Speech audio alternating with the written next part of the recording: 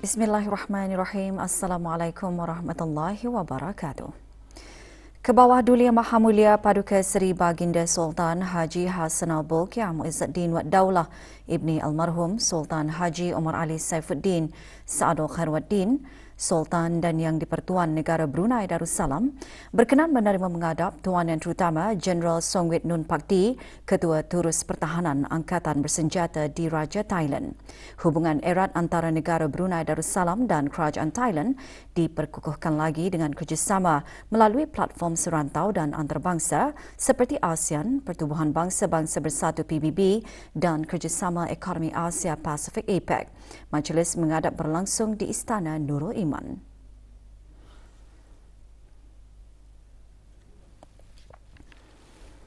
Kebawah Dulia Maha Mulia berkenan menerima menghadap Ketua Turus Pertahanan Angkatan Bersenjata di Raja Thailand. Menyertai Tuan Yang Terutama ialah Puan Yang Terutama Busara Kanchanalai, Duta Besar Istimewa dan Mutlak Thailand ke negara Brunei Darussalam dan pegawai-pegawai kanan dari Angkatan Bersenjata di Raja Thailand.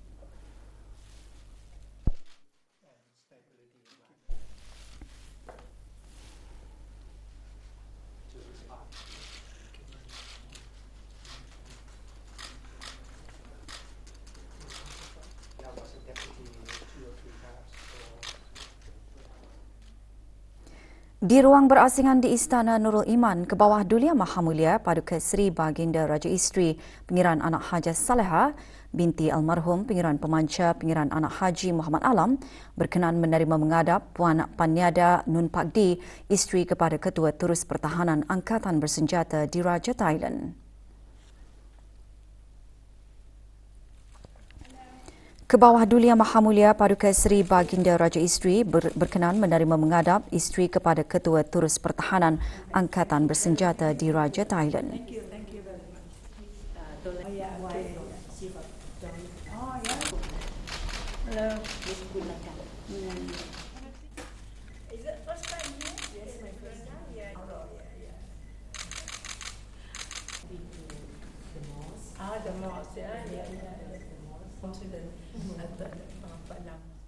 Kementerian Pertahanan menerima lawatan rasmi daripada Tuan Yang Terutama Jeneral Songwit Nun Pakdi, Ketua Turus Pertahanan Angkatan Bersenjata di Raja Thailand yang mengadakan lawatan ke negara ini sehingga 21 Jun 2024. Sejurus tiba di Bolkiah Garrison, Tuan Yang Terutama dialu-alukan oleh Major Jeneral Datuk Paduka Sri Haji Muhammad Hazaimi bin Bol Hassan, Pemerintah Angkatan Bersenjata di Raja Brunei ABDB dan menerima takbik hormat. Majlis-majlis ibadah korban terus diungkahkan sebagai menandakan penghayatan Aidiladha di negara ini. Kementerian Hal Ehwal Ugama dan jabatan-jabatan di bawahnya mengadakan majlis ibadah korban di Rumah Kegiatan Ugama Kampung Berbuluh. 4 ekor lembu dan 5 ekor kambing dikorbankan. Pengagihan daging korban disempurnakan oleh Yang Berhormat Pihin Udana Khatib Datuk Paduka Seri Setia Ustaz Haji Awang Badarudin bin Pengarah Datuk Paduka Haji Awang Othman, Menteri Hal Ehwal Ugama kepada 70 asnaf fakir miskin dan 66 asnaf mu'alaf daripada Mukim Pengkalan Batu.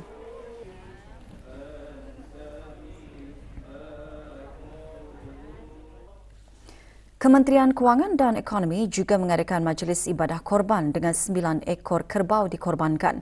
Majlis dikendalikan oleh Agensi Pelaburan Brunei, Kementerian Kewangan dan Ekonomi. Penyerahan daging korban disempurnakan oleh Yang Berhormat Datuk Seri Setia Dr. Awang Haji Muhammad Amin Liu bin Abdullah, Menteri di Jabatan Perdana Menteri dan Menteri Kewangan dan Ekonomi kedua kepada golongan asnaf fakir dan miskin.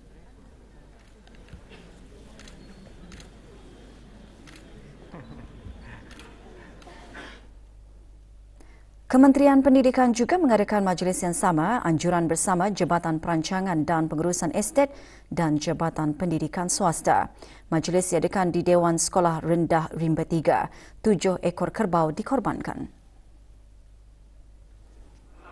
Penyampaian daging korban disempurnakan oleh Yang Berhormat Datin Seri Setia Dr. Dayang Hajah Romaizah binti Haji Muhammad Saleh, Menteri Pendidikan kepada 92 penuntut sekolah rendah Rimba 1, 2 dan 3. Majlis juga diserikan dengan ceramah khas bertajuk Kelebihan Bulan Zulhijjah.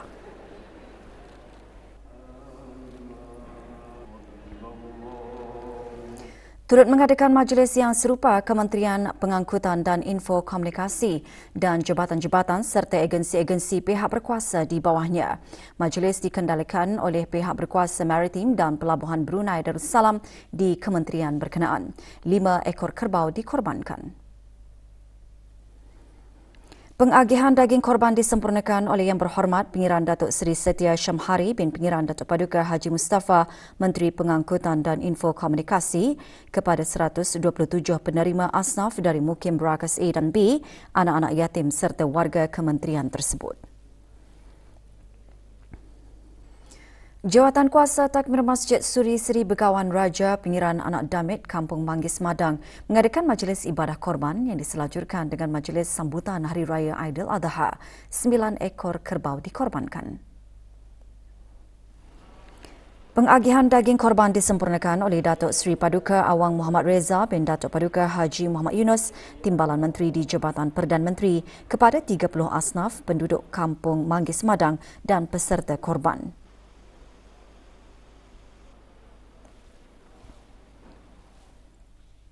Sepuluh ekor kerbau dikorbankan pada majlis ibadah korban anjuran Jawatan Kuasa Takmir Masjid Kampung Kasat dan Majlis Perundingan Kampung Kasat. Daging korban diagihkan kepada 70 peserta oleh Datuk Seri Setia Dr. Awang Haji Jappar bin Haji Mat Dain alias Maidin, Timbalan Mufti Kerajaan dan Yang Berhormat Awang Amran bin Haji Maidin, Ahli Majlis Mesyuarat Negara.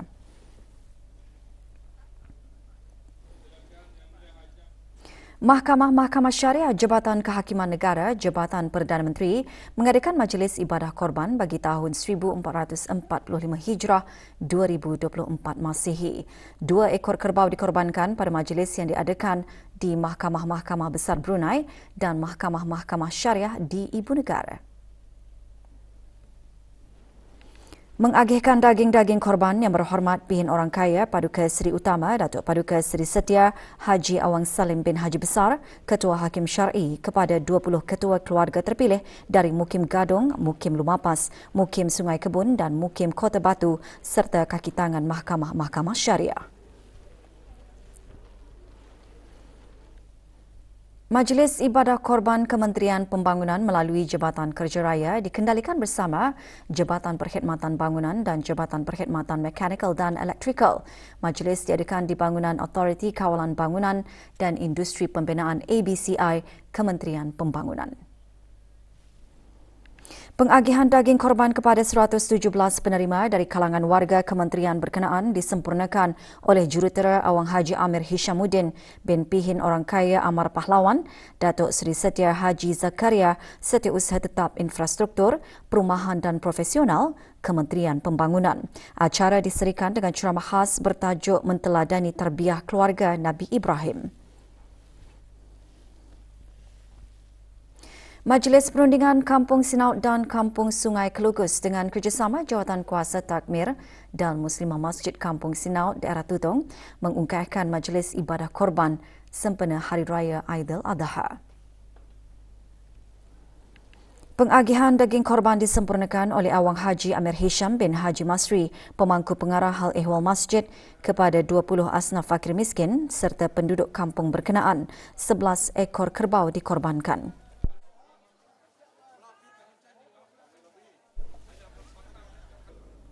Majlis Ibadah Korban Pusat Dakwah Islamiah mengorbankan 4 ekor kerbau. Pengagihan daging korban disempurnakan oleh Awang Haji Ahmad Abdul Salam bin Haji Abdul Rahman, penolong pengarah Pusat Dakwah Islamiah kepada golongan fakir dan miskin dari kalangan mu'allaf. Sementara itu, 3 ekor kerbau dikorbankan dalam majlis ibadah korban bagi kawasan 4 Rancangan Perumahan Negara Kampung Rimba Gadong. Pengagihan daging korban kepada 48 asnaf fakir miskin dan 130 penduduk sekitarnya disampaikan oleh Awang Haji Julkipli bin Haji Ibrahim, Pemangku Penghulu Mukim Gadong A.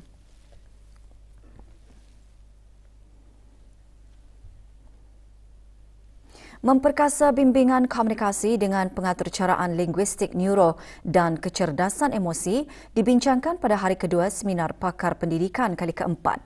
Majlis penutupan seminar diadakan di Dewan Chancellor Universiti Brunei Darussalam.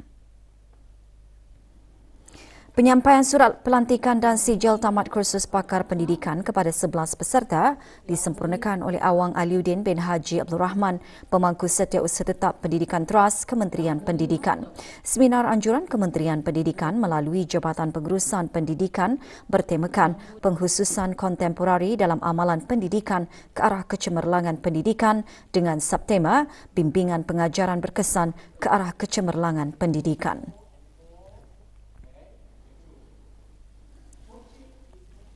210 pelajar perempuan Sanah 6 Sekolah Persediaan Arab Bandar Seri Begawan diraikan pada majlis khatam Al-Quran di Dewan Persidangan Bridex, Jerudong. Hadir Awang Haji Syamsul bin Haji Omar, Pengarah Pengajian Islam. Majlis merupakan acara kemuncak bagi program Hubul Quran, iaitu program galakan yang dilaksanakan di sekolah berkenaan bagi memastikan para pelajarnya mengamalkan pembacaan Al-Quran setiap hari.